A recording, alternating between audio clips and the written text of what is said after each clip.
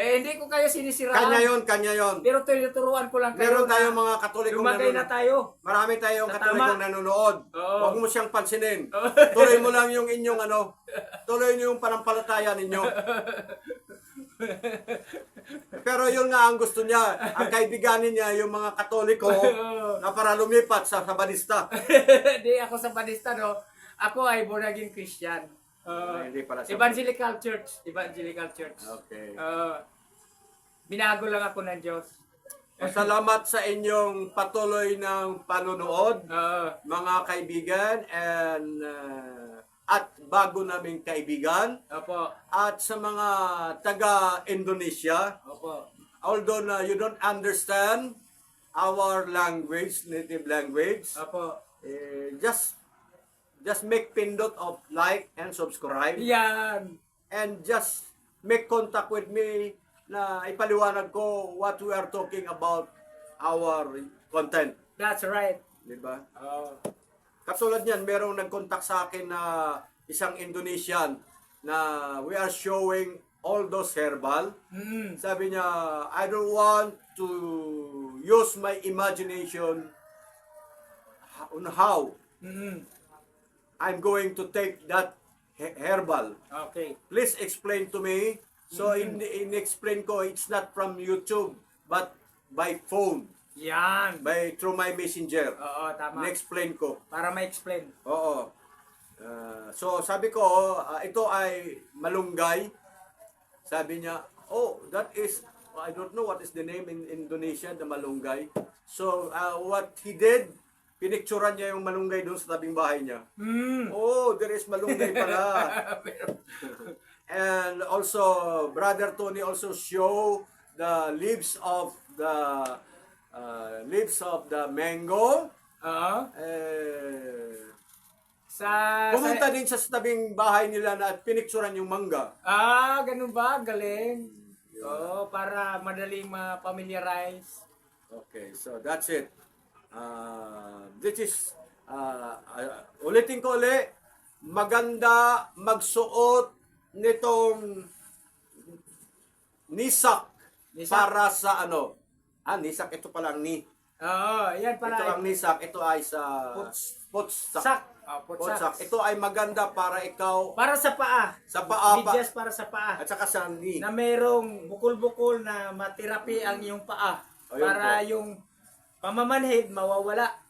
Ayan. Mare-regulate, Tinutulungan ko na si brother, ha. ma-neutralize. Opo, magaling. Kaya mag-subscribe kayo kay Edgardo Elgasis. Mag-subscribe kasi ako ang nakalagay sa YouTube. YouTube. Ako hindi, tumutulong lang sa kanya. helping hand lang po siya. Wala namang dating daan na tumutulong sa akin. Si Daniel lang. Si Tumutulong Pastor Daniel. si Pastor, si Kuya Daniel. Matulungin talaga mga pastor Siya yun. nagpo-provide ng aking bubong.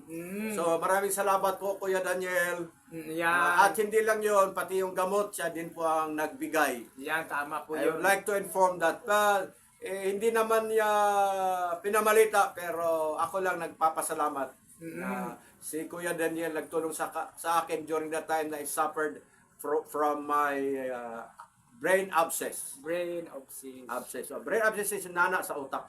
Wala na ngayon. Kapagaling ka na eh. Wala na po, sabi ng doktor, pwede na daw po akong magtrabaho. Ayan. Ngayon pa ako magtrabaho. Palakpakan natin si Lord. Oo.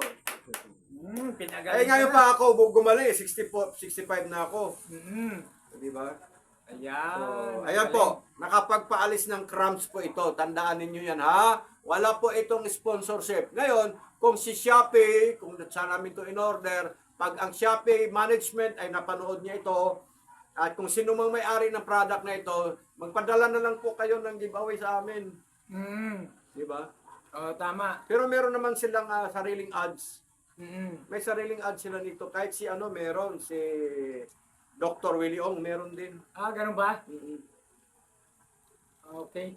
Okay. So, ganun po, no? Tandaan niyo ang vitamin 6B, vitamin B12 ay hindi nakakapagpataba. Bagkus gamot yan sa crumbs.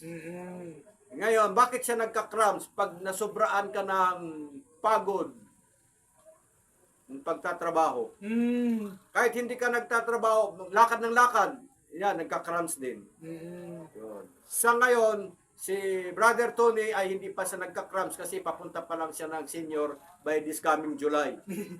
Saka ingat din ako sa mga pagkain at inumin na dapat nating kainin at dapat nating inumin, mga kaibigan. Tuloy lang din ang pagkain at tuloy lang din ang pag-iingat. Kasi nga po, kahit sabihin mo nag-ingat ka, pag tinawag ka na ng Diyos, wala ka na magawa. Meron akong kaibigan, ang iniinom niyang tubig, mineral. Ang kinakain niya, laging litos, laging prutas. Oo. Pero what happened? Namatay din. Hindi, naalala niyo pero maganda talaga. Yung in-interview ni Jessica Soho na 127 years old na, Okay? ano ang sekreto mo, Nay? Bakit nakaabot ang buhay mong 127 na malusog ka pa at malakas? Ang sabi ng nanay na yon, na taga Hilongos Liti rin, ay gulay at prutas.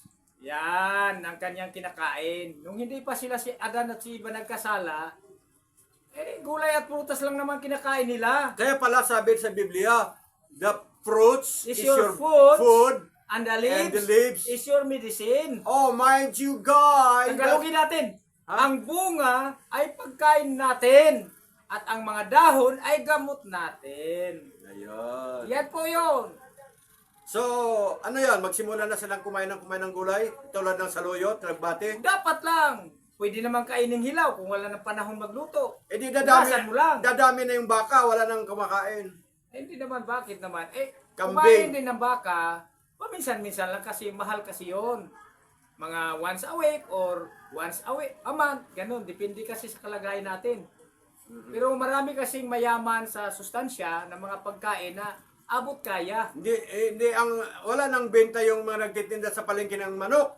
Mabintahan pa rin yun kasi marami kasing tao na Hindi naniniwala. Gusto noon. Nasanay na doon at may pira naman sila. Okay lang. Okay May lang? pira naman sila eh. Ay, may pera sila pero pag nagkasakit, wala na silang pera. Bahala na si Lord doon kasi alam mo na. Di ba? Alam mo na naman. Basta kaya Hindi, naman. habang bata pa, okay lang kumain ng masasarap na pagkain. Pag matanda ka na, edad ka na ng 65 to 70, less mo nang kain ng oily food. Ayan. And masyadong maalat. O kasi Masyadong matamis. nagkukos kasi yun na naglalapot ang dugo.